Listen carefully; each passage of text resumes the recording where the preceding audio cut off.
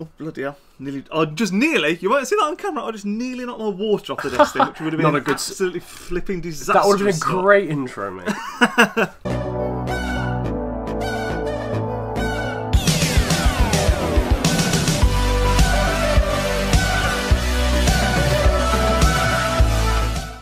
What is going on, everybody? How are we all doing? And welcome back today to another City Talk podcast thing, whatever you want to call it. This wasn't intended to originally be a podcast, but it seems to have gone that way, and it's another instalment of our Rivals mini-series. We've had Tottenham, we've had Man United, and today we've got Liverpool, and representing Liverpool, we have got Niran. I should have said this before, it's Niran, isn't it? Niran? Yeah, Niran. Niran, that's right there. Niran, the flying orangutan, FNG, whatever you want to call him. How you doing, mate? Welcome to the podcast. Thank you very much for having me. I'll be chatting about Liverpool. Yeah, that's going to be interesting one. Yeah. This could be interesting because when I very first did this, I mentioned it in the first couple of videos, I wasn't really sure whether to include Liverpool, because when I first did it, I said it was going to be like total contenders, but everyone in the comment section was like, you've got to include Liverpool. I know that's like a low blow instantly, but I was torn. But I thought, you know what? We'll get a Liverpool fan on. We'll let them have their voice, and I'm looking forward to this because there's a lot to talk about. I think,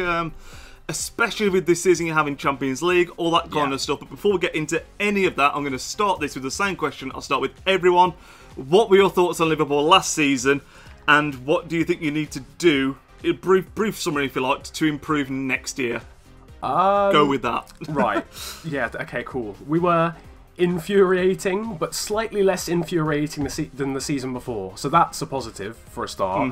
But it's the same old situation where we'll get in a good run of form, and we're so exciting going forwards. It's ridiculous. Every time this happens, it reminds me of our title fighting season with Brendan Rodgers, where we would be so exciting going forward, SAS, but we're just too inconsistent at the back. We've got better, obviously, with Joel Matip coming in. He's been a blessing to actually have a consistent defender at the back, but it's just far too inconsistent against teams, and you can see it coming. You can see it coming because we'll do this. We'll lose to teams we shouldn't lose against, but they're teams that are similar to us, like a Bournemouth or something that also play exciting style of football. So overall, it's frustrating that we were so inconsistent, but getting Champions League football, as long as we qualify, is massive. So overall, it was a positive season. I'd agree with that. I would agree with that, yeah. I think you touched upon it a bit then. I think Liverpool's...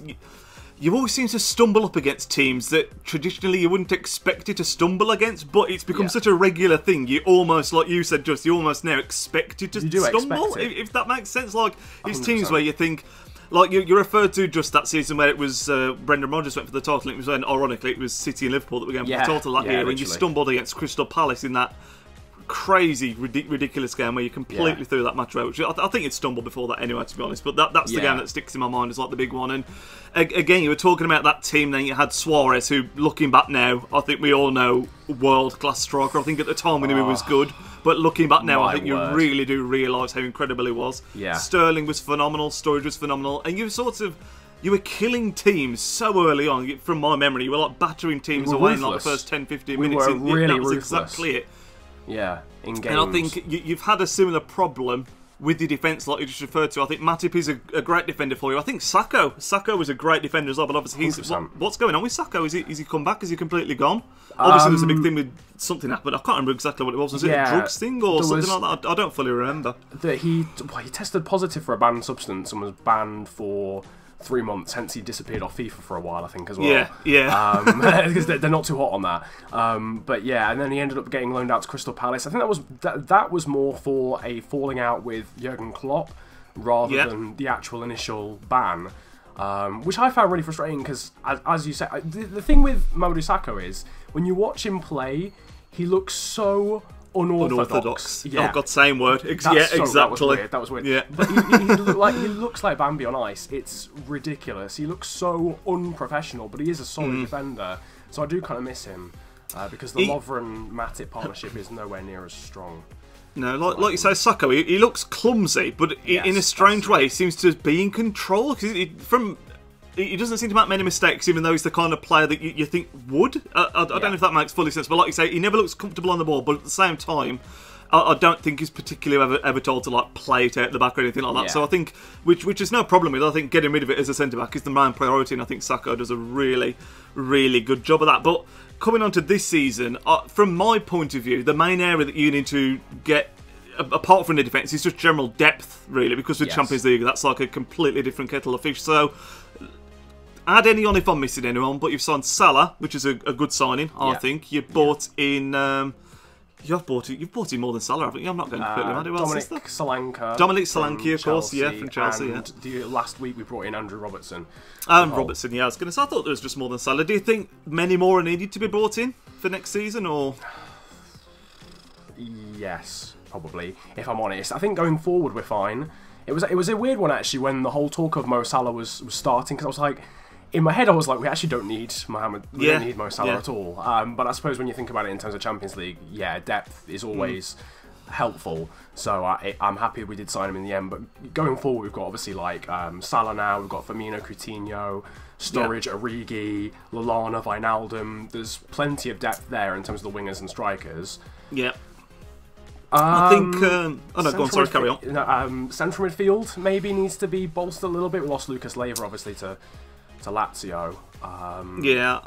Touching on that briefly, to cut you up a little bit there, Naby Keita is a player that's obviously been massively linked for ridiculous sums of money. Yes. I imagine you take him, but what are your thoughts on that if it was to happen? Because it's, did I say 70 million? 60 million spoke of, which is a lot of... Well, who isn't a lot of money these days? Like from a City point of view, Walker, Danilo, Mendy, everyone right now is going for ridiculous money, but Keita is someone that's been pretty strongly linked, isn't it, I think? Yeah, massively. I think at the start of the transfer window, everyone was like, oh, this kid's going to go to Arsenal. And then suddenly we jumped on it, and you know what the weird thing with Naby Keita is, right? I've been saying for a while that he's quite good. Like, I'm not gonna lie, I only knew that he was like, I only found out about him because of FIFA, and I was like, oh, this guy. I think a lot of people are the same. He's like Kante, and he plays in like a really, I think he played in Austria back then before he signed for Leipzig. Yeah. And I was like, oh, this guy's actually quite good. I hope he's good in real life. And then he's had like the worldie of all worldies of a season for Leipzig. But yet no one wants to seem to buy him, apart from Liverpool. Like, has anyone actually been linked with him at all, apart from Liverpool, really? I don't fully know, to be completely honest. I think it's that... It's from my point of view, looking at... I'll touch briefly upon what you said about buying Salah as well in a second, because I think Man City have had a similar thing. But talking on Keita briefly, I think I've not seen many of the clubs linked with him. But for the amount of money that's been asked for him, I'm not particularly surprised. Because again, you say you know of him from FIFA. I'm exactly the same. He's obviously had a lot of informs, and naturally, when you're playing FIFA and you see someone's getting a few informs, you're like, wow, they're obviously like blowing up wherever they're playing. It's like Dries Mertens. Yeah, he's like exactly another great example. But yeah, you are right. I've not really seen anyone else linked with him, but it's that classic thing, isn't it? He's had one good season that I know of. Is that good enough to justify 60, 70 million? Maybe that's not why he's not been courted as much. I don't know, but it's almost it's almost like the Riyad Mahrez situation for Leicester last year. The team Leipzig as a general overperformed massively last season. Yeah.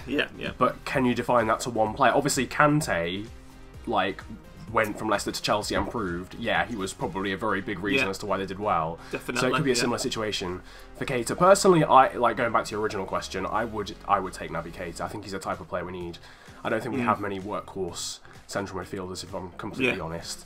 And certainly not any with the class of Naby Keita on the ball. Yeah. Now, Jordan Henderson's a workhorse, but he'll pass the ball, but he's not a good dribbler. He's not a fantastic tackler. He's not the paciest of players, whereas Naby Keita has all of those attributes, really. Yeah, Keita, like you were saying, I don't know much about him, but that is the impression that you get of him from FIFA and from highlight reels that I've seen on YouTube, that he just seemed like a very... almost like a mini powerhouse kind of player. But going back to what you said about Salah, and you're signing Salah when you don't feel you need many attackers, I completely agree. Like with what you were saying, I think you need to strengthen in defence and that central midfield role, just like you mentioned there. But Man City had a similar thing. Like the first player that we bought, I think this season, if not it was the second, was Bernardo Silva, and it's like, do we need another attacking midfielder? Winger? When you look at, we've got David Silva, Kevin De Bruyne, Yaya can play there, Sterling, Sane and the wings. But it's one of them, like you were saying about Salah, you're like, we don't need him, but I'm not going to be complaining about the signing of him. Just hopefully he can fit in. But hopefully he does the job. I do think defence is your major issue. Like you were talking about Lovren, I don't rate Lovren at all personally. I don't think. But I mean, the main question is, I suppose, you've got Champions League. What would be a success for you next season? Would it be challenging for the title? Would it be hitting top 4 again to get it more consistently? What do you think the objective will be? Right, just to pick up where we were talking there, for some reason it was completely cut out. Don't know what happened there. Technical difficulties, as is always the way. Yeah, but to ask the question again, basically, with Champions League football next season, what do you think Liverpool's objective is going to be? Do you think it's going to be to challenge for the title? Do you think it's going to be to maintain that top 4 and perhaps win a trophy? What do you think Liverpool's objective, like what would define success for you next season? I think a trophy, realistically, for a start, whether it be the Capital One Cup, the FA Cup, whatever, just any sort of good cup run would be nice, realistically. Obviously, that's the main objective, but as a fan, you do want to win trophies. You don't want to come fourth every season. Yeah, 100%. But having said that, I do think a top 4 finish again this season would be a success. To solidify what we've done this season would be, in my eyes, good. We want to be that team that's getting the Champions League and challenging to get the Champions League every single season and doing it every single season. Realistically, rather than just getting in there, because this is what happened last time.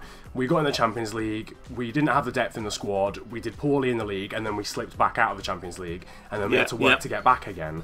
So if we can solidify top 4, get a good cup run, and I would ideally like to get sort of quarterfinals in the Champions League as well. I feel like that would be a pretty decent success for the season. Oh yeah, and then push on afterwards. So. Yeah, I think like the difficulties, and again, I think I spoke about this with Max and Side last time out. I don't think the top 4 positions have ever been so competitive. I think when you look at the teams, you've got United, City, Arsenal, Tottenham, yourselves, Chelsea. There's 6 teams there that, at least, some people even throw like Everton in there, but just those solid 6 teams now, that their expectation will be to get top 4, and anything outside of that is classed as a failure. And I don't think it's ever been like that. It's like, when I was younger, it was always the same, like Arsenal, Liverpool, United, Chelsea, never varied outside of those, very rarely varied. So it is ultra competitive right now, which, like I say, makes it very difficult, because obviously you're always going to get 2 teams that fail, unless obviously someone does well in the Europa League, like United have done this season and got in there as well that way. But I do think, sore subject now a little bit, I suppose, one major defining factor for this season will be if you keep Felipe Coutinho, which is obviously a massive talking point right now. Barcelona coming in for him supposedly for £80 million I've seen spoken of, which is, again, for me, Coutinho's a fantastic player, definitely the best player at Liverpool, but £80 million is a ludicrous amount of money. But again, everyone's so expensive this year. Is that his market value? I don't really know. But do you think he'll be able to keep Coutinho? Can you see him staying, or do you think he'll be gone? I think it's a difficult one.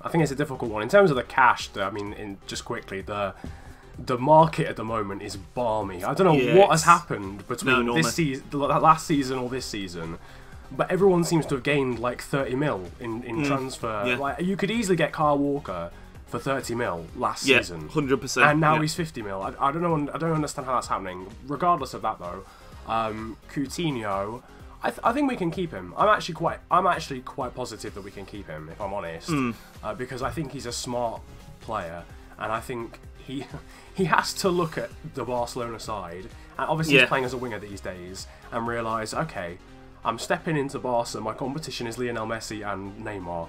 Well, so that's where do I fit in? Unless he's going to play as an attacking mid, I suppose he could challenge Rakitic. He could probably beat Rakitic to the punch there, but yeah, I'd agree with that. Yeah. Personally, I think he's a bit more loyal than some of the players that we've let go in the last 4 or 5 years. It'd be a shame to lose him at the Prem, because I don't think he's a fantastic player. I think a massive part of, which is when you mentioned Neymar, just the massive part will be if Neymar goes to PSG. Yeah, true. Which is a ridiculous. Like, at the start of this transfer window, someone said to me, Neymar's going to PSG. I'll be like, absolutely ludicrous. But it seems to be becoming more and more likely. Like, every week that goes by, it seems to get stronger and stronger. As well today. Yeah, today wasn't it? Yeah, that's Yeah, I think a new sign of them, isn't he? But yeah, I think if he leaves and goes to PSG, that could pave the way for a move to Barcelona, possibly. But to me, Coutinho, I think I spoke about this in a video before, I can't remember what it was, but to me, you don't get the best out of him out wide. He's an attacking midfielder, isn't he? So you'd think if someone is going to splash the cash on him, perhaps it would be to replace Rakitic. I honestly don't know, but it frustrates me from a watching him point of view, and also from a FIFA point of view, because I really like him in that attacking midfield position. Yeah, or his Ultimate Team cards, a left wing. Yeah, exactly. So frustrating. His ultimate team card is also, I don't know the stats off the top of my head, but it's criminally low on shooting as well. I think he's got like mid-70s shooting, which is ludicrous, because he's got one of the better long shots, in my opinion, in the Premier League. Yeah, it's free kicks and long shots. I still remember, I think it was one of the first days of the season last year, and he just, it was the first day of the season before the one we just had, and he just slammed one in from like 35 yards against Stoke. I was like, oh my god. This is incredible. That was the season where he fully stepped up and was like, okay, I'm going to replace the people that have gone, the likes of Sterling and Suarez. So yeah, I remember when he first came through to Liverpool, to be honest, because I always forget, but there was two Brazilians coming through, and I always get it mixed up. I can't remember if it was Coutinho and Oscar, or Coutinho and Lucas that was at PSG. It was Oscar or Lucas, I'm not sure, you might know, but there was like both of them coming through at the same time, and it was like, who's the bigger talent here? I think it was Lucas as well. And whenever I see Lucas play, he looks very good, but he's always off the bench, and everyone says he's pretty average, to be honest. But yeah, certainly he's lived up to his reputation. Cause he, like I say, for me, he's your best player, no shadow of a doubt. And I think if you did get rid of him, who do you think you could bring in to replace him? Or maybe Salah could be the. Oh no, because he. Honestly, not sure. I don't know. It's difficult. It's very difficult, isn't it? I genuinely thought. And now. People are going to be annoyed at me for this because this is a downgrade in my opinion. But the first player that came to my mind in terms of a relatively similar player was Thiago Alcantara from Bayern. Yeah. But you think about Coutinho and then you think about Thiago Alcantara. Maybe they're not the same level. I don't know. I think Thiago was probably one of the best players in the Bundesliga this season, though. So it's a difficult one. But from first impression, I don't think there's many players that can. I tell you what, Christian Eriksen. I'd take Christian Eriksen or Dele Alli, but from Tottenham. I'll nick him off Max, but I don't know. I'm honestly not sure. That's why I'm still confident we're going to keep him. But if we do lose him, I'll be worried because I just don't think we'll replace him. I think Thiago, you mentioned, just is a player that's incredibly talented, but in the past he's been very injury prone, hasn't he? I think the season just gone, he's one of the few seasons where he's managed to full on put together a run in the team, and he's obviously been. Again, I only know this from FIFA because the amount of informs and special cards and all that crap he's got. Team of the season, I think, as well. Yeah, we got a team of the season, team of the tournament, countless informs, man of the matches. He got all sorts. So he's obviously had a blinding season with Bayern, but I think it is a fitness thing with him, isn't it? But the first player that sprung to my mind is actually a Man City player with Jurgen Klopp being in charge as well. Ilkay Gundogan, who doesn't. He's never played regularly for us since we bought him. I think that's mainly been down to injury. I really like him as a player. So obviously I don't want him to go. I hope he can get a good run in the team. So I think this season coming, if he can stay fit, I think it'd be almost like a new signing because he's such a fantastic player. It's just again, it's a fitness thing with him more than anything, I think. I was so gutted for him when he signed for you and then got a knee injury straight away. I was was he injury prone before that? I don't really know. Yeah, I think he spent like a year out with a knee injury whilst he was still playing for Dortmund. So it frustrates me when we sign players that have got that kind of reputation. But it's a risky take, isn't it? When someone's got that amount of talent, you have to. Because I don't think we paid. When you look at the market now, it was a steal. Because I think he was like 20-odd million. Yeah. But don't quote me on that. Which is for a player of his capabilities is not expensive at all. And you were saying just about the transfer fees as well. Like I completely agree with what you were saying. It's almost like you're going for a player now, and teams are like 50 million. That just seems to be like the starting point. Like you said, it was like Benjamin Mendy. How's Benjamin Mendy 50 million? I mean, I'm sorry, I'm picking on Man City players here, but the first ones that spring to mind. But there's it's astonishing. It's like 50 mil is the minimum, and then if they're very good, okay, it's raised higher than that. But I really don't understand what's. It's like Mbappe lot in. Do you remember when people were like, "Oh, he's signing for Real Madrid for like 150 mil"? I'm like, he's 18. Boys. Yeah, like, another one good season. You know, he's obviously got a huge amount of potential. Don't get me wrong, but it's scary. I saw some ridiculous stats actually the other day, and it was like what countries spend on their defence budget, and like Man City is above that because obviously we bought Mendy for 50 million, Walker for 50 million stones. Tweet Bosnia, you're above the whole country of Bosnia. Absolutely ridiculous. But now it's ludicrous. Really is ludicrous. It's like you say as well, like.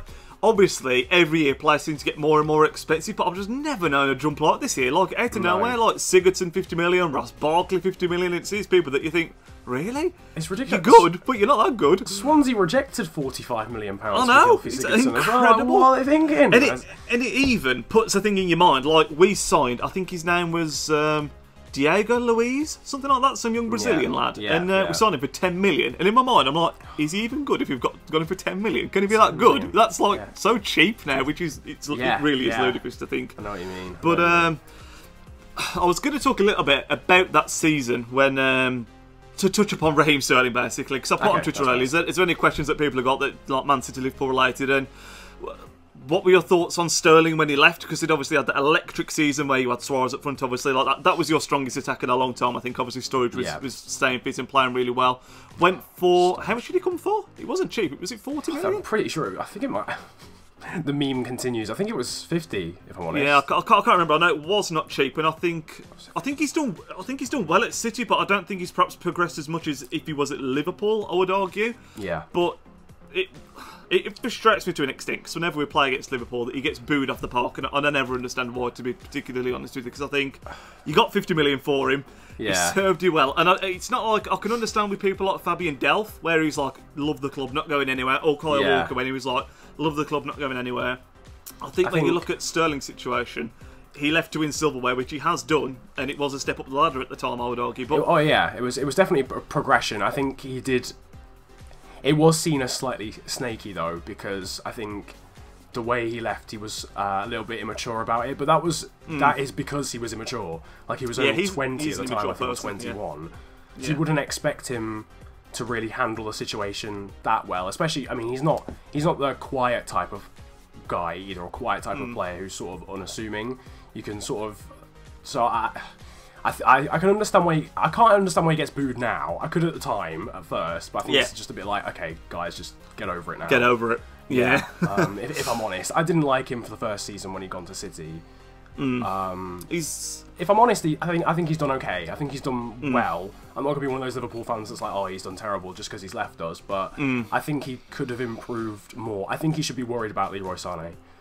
If I'm honest. Definitely. Especially that Bernardo Silva signed as well. Yeah, so I would agree with that. Yeah, I think that obviously someone like Sterling, you're paying 40, 50 million, whatever it was, because he's English. Let's put that out there straight away. Obviously, that much money because he's English. So I don't think he's ever going to live up to that fee unless he stays for like his entire career and does really well. Obviously, if you're looking back in 10 years' time and it's like Raheem Sterling retires at Man City, won countless trophies, you say, you know what, it was worth it. He's done well. He's stayed. Yeah, but at the same time, like you say, you look at Sané, and again, I don't know the transfer fee that we paid for Sané, but I'm pretty sure it was a hell of a lot less than we paid for Sterling. And the talent on show when you watch Sané in reality, you can tell he's that cut above Raheem Sterling, in my opinion. He really does look like that cut above. And like you said, with Bernardo Silva coming in, it's going to be interesting, because I think Bernardo Silva obviously offers a lot more technical ability, but Sterling offers more raw potential, pace, that kind of thing. And I think he showed at times last season. He really did seem to improve his final third, but then at the same time, he's that player, isn't he? He gets into the final third and sometimes he doesn't know what to do, almost, which is something that he's always been the same at. I don't think he's improved it a little bit, but not enough, in my opinion. I don't think he's improved it enough. Yeah, so we'll pick up again. For some reason, we keep on cutting it. So if this is a little bit choppy, forgive me in the edit, but it shouldn't be the end of the world. It's only been a couple of times. So we're basically just talking about Sterling, and the question I was asking as we cut out there, I think, I was saying that wingers have been one of your stronger assets, I think, traditionally over the last few years. And I think, I was asking, who was your player of the year last year? Was it Coutinho or was it Mane? Because obviously Mane going there for a lot of money, and he actually justified it in the end, didn't he? I think he tore it up there a lot more than I expected he would, to be honest. I didn't expect him to be as good as he was, if I'm honest. It's a similar situation to Salah, actually, because when we signed Mane, I had a similar reaction to when we signed Salah. I was like, oh, okay, cool, but like not, oh my god, yes, cool, we've signed Mane. Exactly. It was like, oh, okay, cool, we've signed him. More casual, but yeah, he was phenomenal last season. We missed him when he was injured as well towards the end of the season. So I would say he was the player of the season, if I'm honest. I think Firmino's a shout as well. I really like Firmino. I do really like Firmino. He's one of my favourite players. I also love when, I'm pretty sure it was a game against us, Firmino pulled it back for Lallana, and it was an absolute tap-in. Do you know what I'm talking about? And he went to slide on his knees to celebrate, and then Lallana missed it. Lallana missed it. That was so funny, that was. Yeah, I know the exact... That was bad. That was really bad. That's why Lallana annoys me sometimes as well, because he's so inconsistent. But he was also very good last season, apart from that sitter against City. Yeah, he's Lallana's one of those. He's got the technical ability, and he for me, like you say, he had a fantastic season last season, and he was a lot more consistent with it. But we were talking earlier about strengthening defence. Would you take Van Dijk? He's another one that's been rumoured for like a ridiculous amount of money. But obviously, you've got I think it's fair to say a bit of a tradition now with Southampton, haven't you, where you seem to like plucking their players away. So it wouldn't be the most surprising transfer. Yeah, exactly. Who is it now that we've ended up with? Mane, Lallana, Lovren. Klein? Was Klein Southampton? Yeah, Nathaniel Klein was Southampton. No, Mignolet was Sunderland, wasn't he? Not Southampton. There's a few. There's a few, especially the last few years. It's been a Ricky common Lambert occurrence. as well. God, Ricky, bloody who can forget that? Jesus Christ. Yeah, but Van Dijk, I would take Van Dijk, I'm not going to lie. I don't think he's the best defender in the league. I think he's top 5. Obviously, Alderweireld and Vertonghen. Yeah, I was just about to say, who would you say he's the best defender in the league? Because I was talking to Max and I was saying Alderweireld. Yeah, that's what I say as well. 110%. Yeah. I think Aspi was one of the best centre-backs in the league last year as well. Azpilicueta. I just wish Company would stop getting injured as well. But, yeah, that's just about to say. A fit Company, he's up there, but he needs to. Hopefully, he can stay fit this season, but it's just a matter of if he can or not. We'll have to wait and see. Which is why I think we need another centre back to cover in case he does. To be honest, but like you were saying, just you take Van Dijk. I think in the way it's going right now with the transfer market, when you sign someone, you literally have to look past the fee almost and just be like, okay, they're here now. Just forget that we paid 50 million for them. If they do well, fantastic. If they do bad, then you're a bit screwed out if it goes badly. It's like Kyle Walker, 50 million, and Mendy is ludicrous. But if looking back this time next season, we've won the league. Kyle Walker's been solid. You think, you know what? I don't care. It was worth it. We've won the league. At the end of the day, it's not your money, mate. So it doesn't exactly. matter. That's what really frustrates when people are like, oh, how can you justify this? It's like, no, it's not me. I'm not paying for it. I've not got my wallet out and paid for the kid. Like, it's I completely agree. I think nowadays, because I think the whole joke of transfer fees ended with Pogba last year. If you notice, really no one's. I mean, people are still talking about it, but everyone's spending so much that it's just irrelevant. The point is irrelevant because if you're taking the mick out of one team doing that, your team's going to do it as well. Yeah, so if you're a United fan taking the mick out of us playing 80 mil for Naby Keita, you've just bought Lukaku for 100 mil. So the transfer fees, I think, are irrelevant. You've just got to literally base it on, is the player good? Is the player going to be good? Are they going to perform well? And if they do, then it's worth it. Yeah, like I say, if you hit your objective, you win the league, you get top 4, win a trophy, you don't care. You don't care how much people have got. Like when you're in the stadium or watching it or whatever on that day, you're not thinking, yes, we've won, but we did pay a lot of money for that player. Yeah, it's just irrelevant at that point. It's completely irrelevant when it gets to that point. I was going to talk a little bit about your F1 and Silverstone, but I was going to talk about that at the start. We seem to have gone a long way without that happening, but we'll talk about it a little bit now. We've spoke about this before we started recording, but obviously I'm massively into F1. Went to Silverstone for the British Grand Prix. Touched on it a little bit before we started recording. Is that the first time you've gone, did you say? I can't. It was, it's the first Grand Prix that I've ever been. Did you have a good time there? Was it good? Oh, it was fantastic, yeah. Hamilton won. Did Hamilton win? He did, didn't he? In front of the home crowd. I mean, the home crowd went mental when. Because he's got an incredible record there, hasn't he, Hamilton? It's, I think the last 4. He's won the last 4 in a row, which is insane. Yeah. But yeah, it was great. It was great. I would recommend it to anyone who's a real F1 fan. Like, really likes going. As I was saying to you though at the start, it's expensive as hell. Yeah. So you've got to be interested. You've got to you've got a decent savings or whatever. I think it was £300. No, it's not cheap at all, obviously. But like, it's an enjoyable experience. I was saying, I'm not as much into F1 as you are, but I used to really like when I used to watch it regularly because it's on.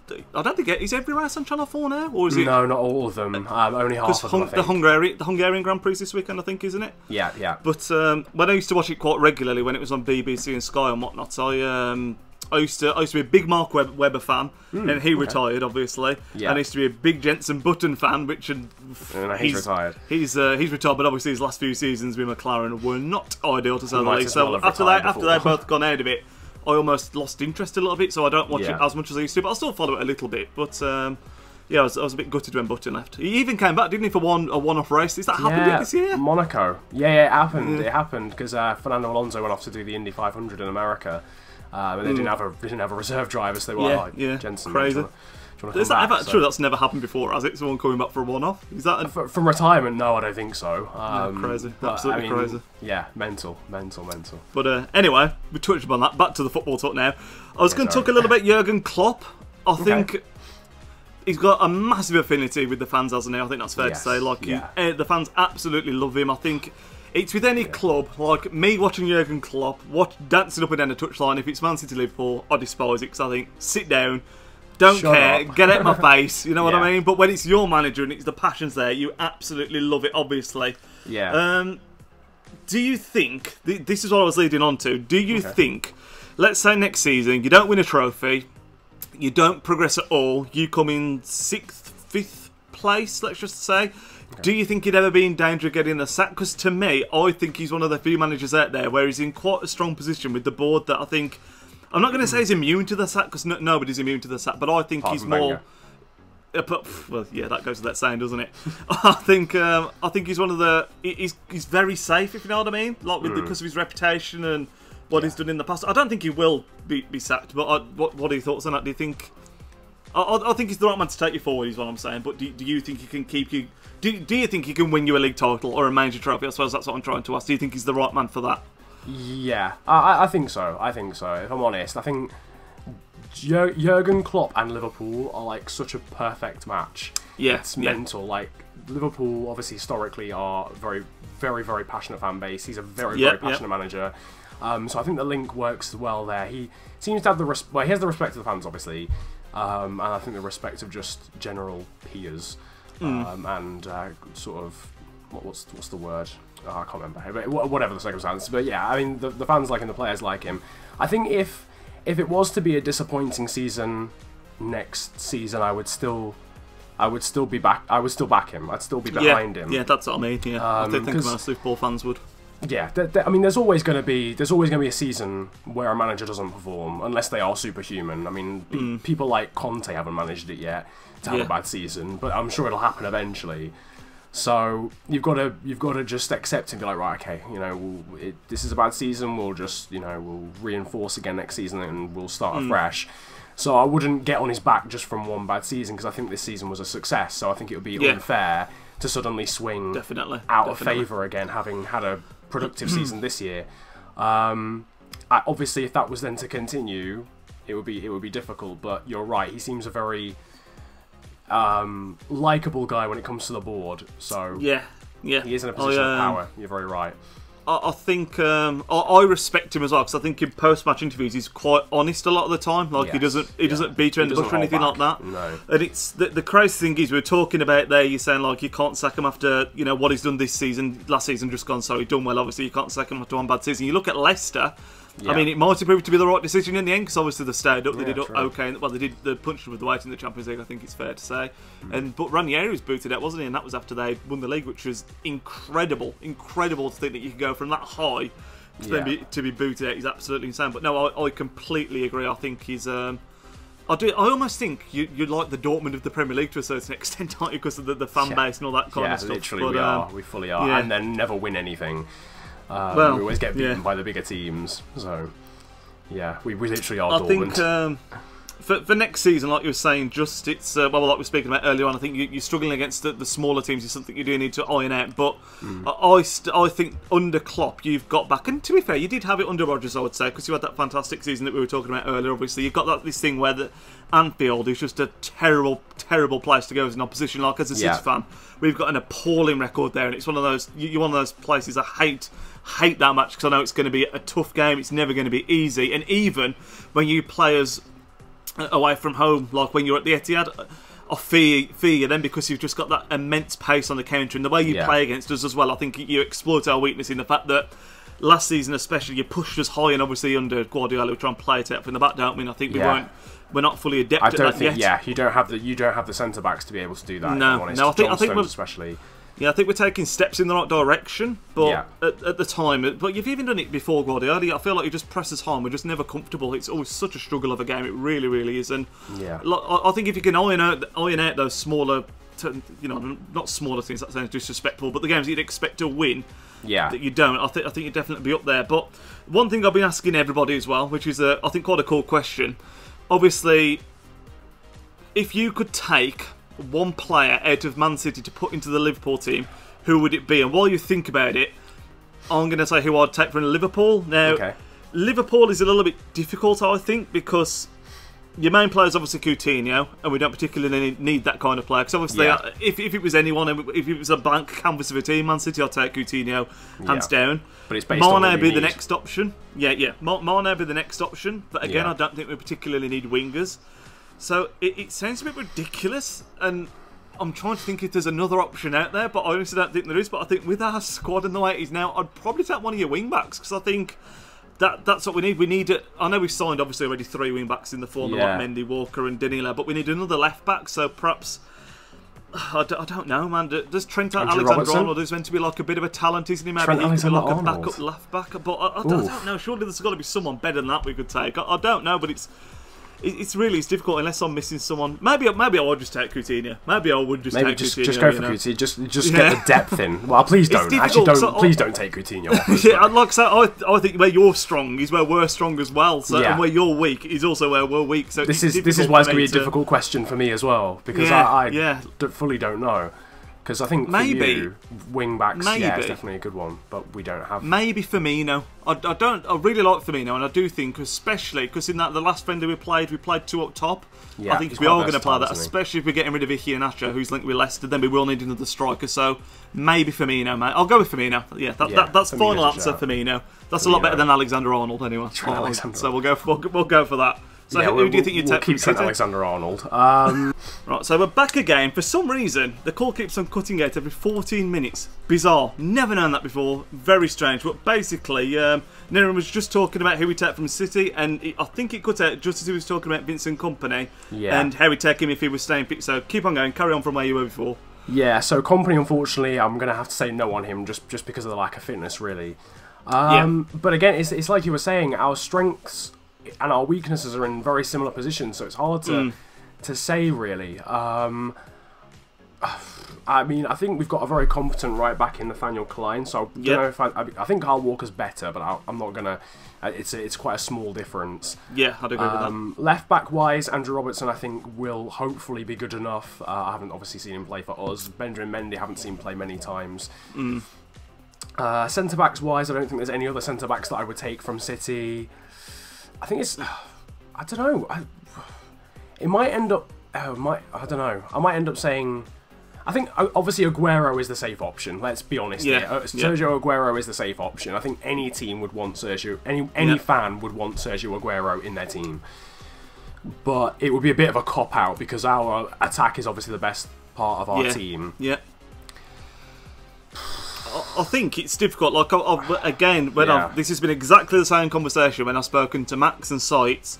Do you take the star player even though it's not your weakest area because you know it's going to be an upgrade even if it is a minimal upgrade, or do you take a player that's going to fill a gap at your team, which is like when I was talking, I was saying about like, a left back or a right back, and then I just went for Firmino in the end. But that's the thing, isn't it? Do you say we'll take De Bruyne even though we've got incredible cams anyway, but even though, you know what I mean? Even though it's not your weakest area, if that makes sense. So it isn't easy. But, I was just saying anyway. So, again, we've just cut out there, lads. But picking up from what I was saying, everyone's been discussing when I've asked this question, do you just take the star player even if it's in your strongest area already? Or do you try and address your weaker areas even though it might not be the best player from that team, if that makes sense? So it is a difficult toss-up, really, between the two.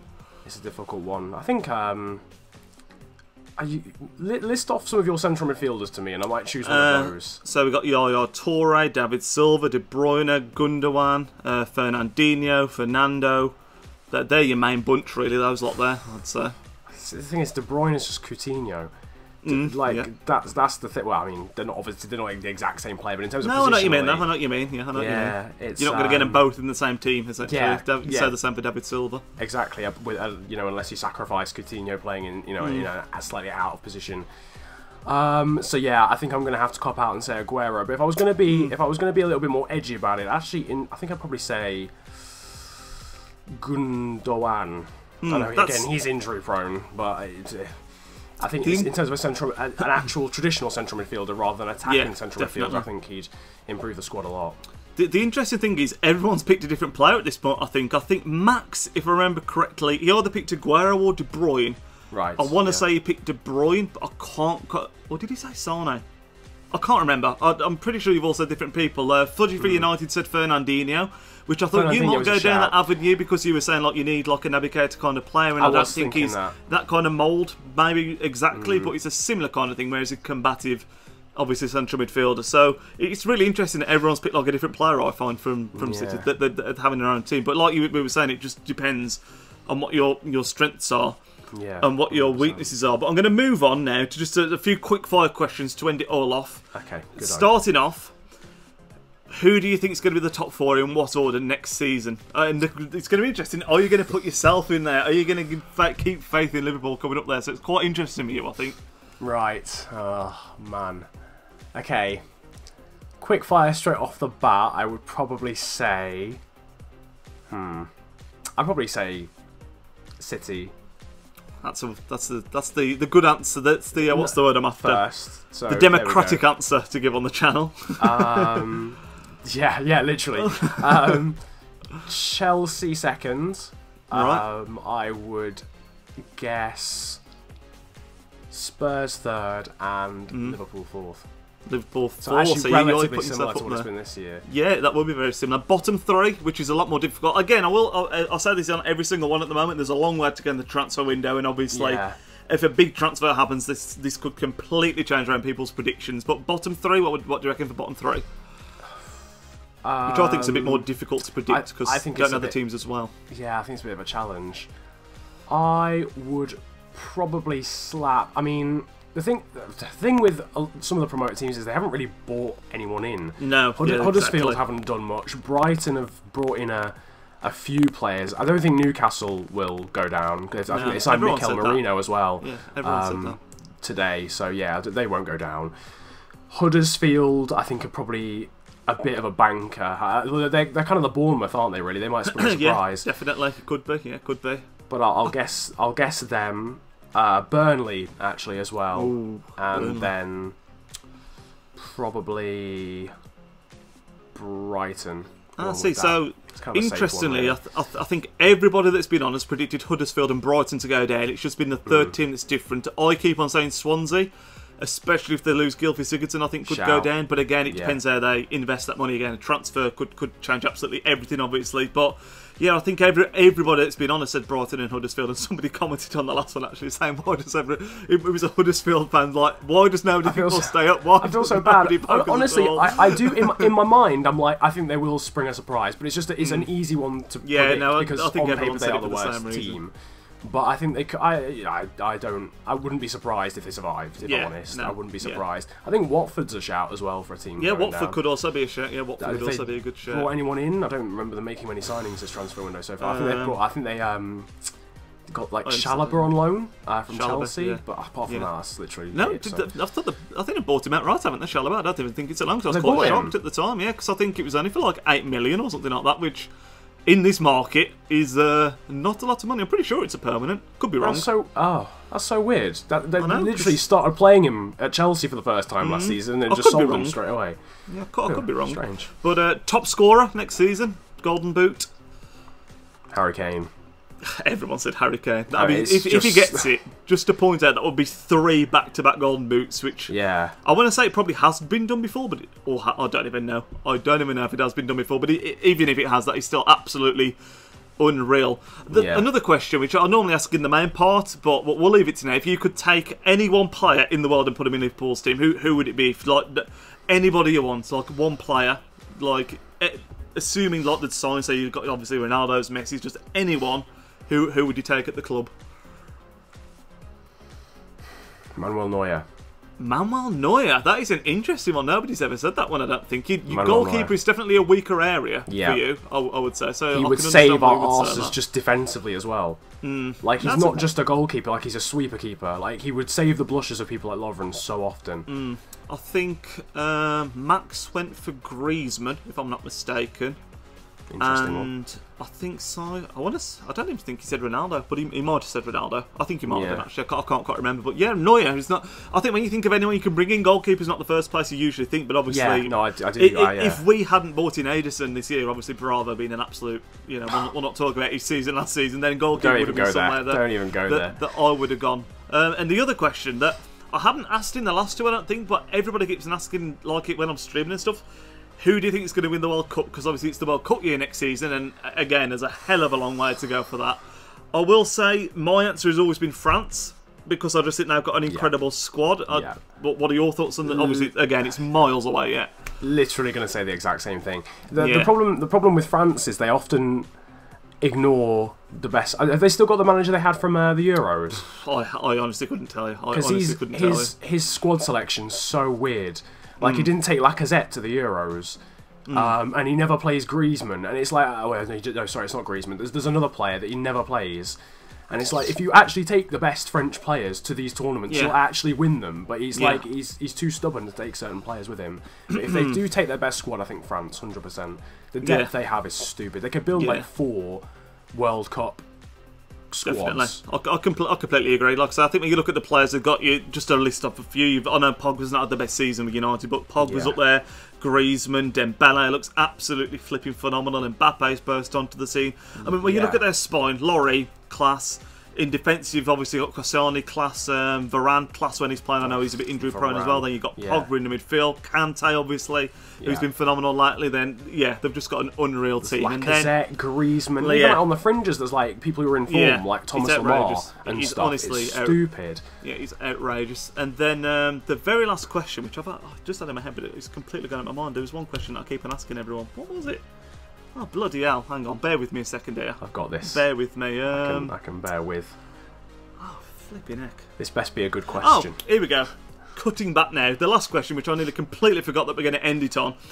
Who do you think has been the best signing this year so far? Whether it's for someone like on a cheaper fee that you think it's like been bought in. I don't think there's really been many bargain transfers. Whether it's like really a loan, like I know someone was talking about James Rodriguez to buy in on loan could be a bit of a steal, or whether you just think it's someone that's bought in somebody that you think is what they desperately need. They're desperately needed, which I think Lacazette is obviously like the main example there for Arsenal, I think. So who would you say has been the best signing so far this summer window? Oh, James Rodriguez is obviously a shout, realistically. I mean, you're basically getting him for wages. You're not even paying a transfer fee for him. Again, Lacazette, I've got to agree, Lacazette's a shout. I'm just trying to think of... I think, just to interrupt slightly, I think they are paying for James. I think it is a money deal as well. I think it's a loan, but I think they're paying €10 million a year for the next 2 years. But I think even so, they've got an option to buy him. And I think altogether, if they did decide to buy him, it comes to something like 30 or 40 million euros, which is obviously still a bargain for a player of his calibre, obviously. Low. So not quite a free, but it's still, for when you look at what people are going for, still will be a steal in my opinion. So I agree with that. I do agree. Absolutely. I think I might have to go with that one, and mainly because I actually, just off the top of my head, can't think of many bargains. I think on a low, this isn't my answer, but on a low scale level, like Andrew Robertson for £10 million is pretty decent. Yeah, he's a player with a lot of potential, definitely. Lacazette for only I think like 45 or 50 it ended up being. I think he's actually a player that's worth 50 million.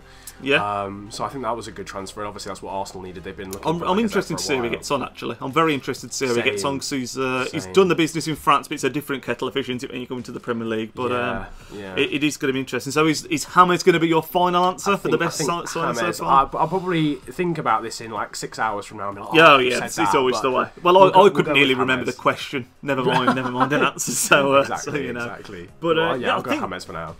I think at this point we've been nearly going on for an hour again. These things go so quickly, it's absolutely ridiculous. So we're going to cut it there. Thank you so much for coming on, Niran. Really, really appreciate it. Of course, I don't know if I said this at the start, but of course, links will be down in the description. You've got the 2 channels that I'm going to link, because you've got the racing one, which is like your F1 content, haven't you?